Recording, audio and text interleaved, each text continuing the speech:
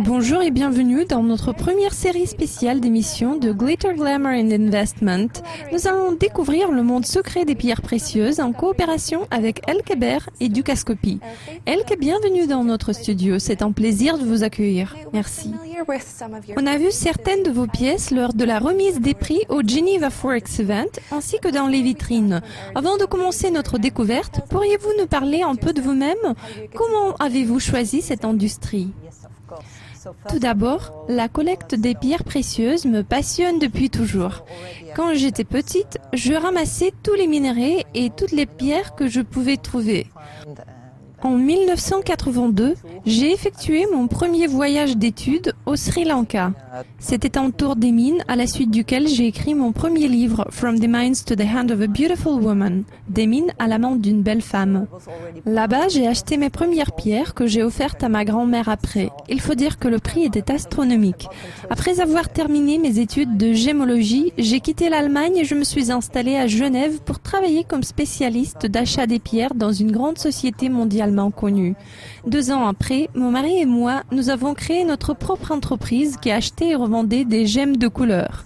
Je m'occupais également de l'art banking en travaillant sur le marché de la joaillerie ancienne. Il y a 10 ans, juste après la naissance de mon fils, j'ai commencé à élaborer ma propre ligne de joaillerie, connue maintenant sous la marque Elke.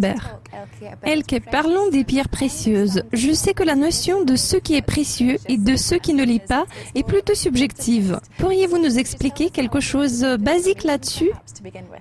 Bien sûr.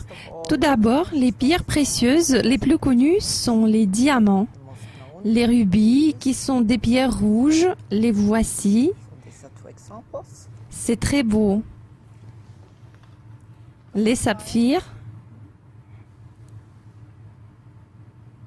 les émeraudes. J'en porte une en ce moment. Oui, c'est très joli. Puis, il y a des pierres de collection, comme le spinel, la pierre de Paraíba, qui sont moins connues, mais qui peuvent être aussi chères que les pierres précieuses. Puis, il existe des pierres semi-précieuses ou des pierres décoratives, comme le quartz, l'améthyste, la citrine, la pierre de lune, etc. Ce sont les 3 types de pierres. Alors, vous nous avez présenté ces 3 types de pierres. Pourriez-vous nous raconter comment on les évalue? La chose la plus importante dans la pierre précieuse est la beauté. Qu'est-ce que c'est que la beauté? Premièrement, la beauté, c'est la couleur. Pour le diamant, elle doit être extra blanche. Et pour les pierres de couleur, elle ne devrait être ni trop foncée, ni trop claire. Par exemple, c'est une couleur excellente pour l'émeraude. Ensuite, la lumière doit passer à travers la pierre. Donc, la pierre doit être en mesure de transmettre la lumière. C'est un élément primordial. Puis, un autre élément clé est l'aspect rareté. Si on en trouve beaucoup, comme le quartz, la pierre n'est pas rare et donc elle n'est pas précieuse. Plus elles sont rares, plus elles sont précieuses. En l'occurrence, comment est-ce que cela diffère des diamants? En ce qui concerne les diamants, on considère la présence des inclusions. On les examine à loupe pour voir s'il y a des inclusions ou pas. Lorsqu'on parle des pierres de couleur, quand on les regarde, elles doivent être propres à l'œil.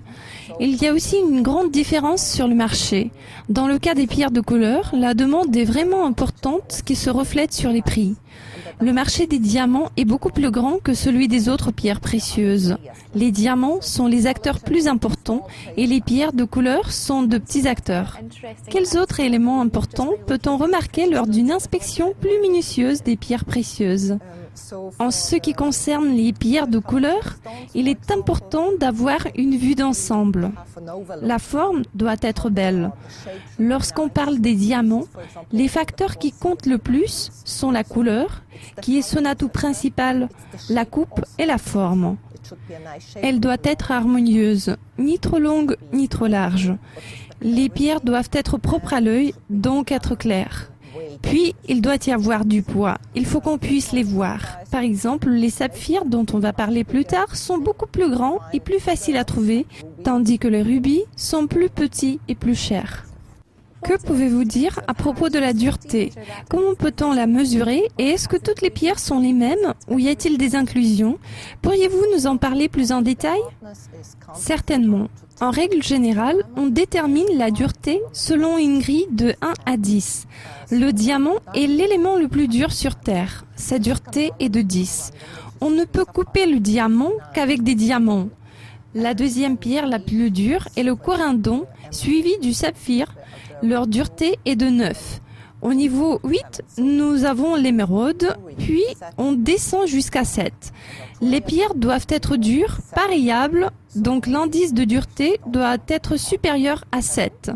La dureté de toutes les pierres précieuses dépasse normalement l'indice de 7. En ce qui concerne les inclusions, elles sont comme des empreintes digitales. C'est un genre de passeport pour chaque pierre. Grâce aux inclusions, nous pouvons facilement déterminer la mine d'origine d'une pierre de couleur. La mine peut rendre la pierre encore plus précieuse. Pour le saphir, il existe une différence entre ceux du Sri Lanka, du Cachemire ou de la Birmanie. Les inclusions sont très répandues dans les émeraudes. On appelle cela un jardin. Plus elles sont précieuses, plus elles sont propres à l'œil. Comme cette pierre-ci par exemple, elle est parfaitement propre. Elle est précieuse bien sûr. Si vous les regardez dans le microscope, elles peuvent être magnifiques. Les inclusions peuvent donner certains effets, comme celui-ci par exemple. Il peut y avoir une nuance de lumière ou une étoile, comme dans le cas de la bague que vous portez. Sous la lumière, vous verrez l'étincelle d'une étoile. Celui-là a une nuance d'opale. Alors, les inclusions peuvent produire différents effets qu'on apprécie vraiment. C'est quelque chose de très spécial et de très rare. C'est magnifique. Elke, et merci beaucoup pour votre merveilleuse introduction de série d'émissions. Merci. C'est tout pour l'instant. La prochaine fois, nous allons apprendre à évaluer les diamants. Alors, ne ratez pas la prochaine émission. Au revoir.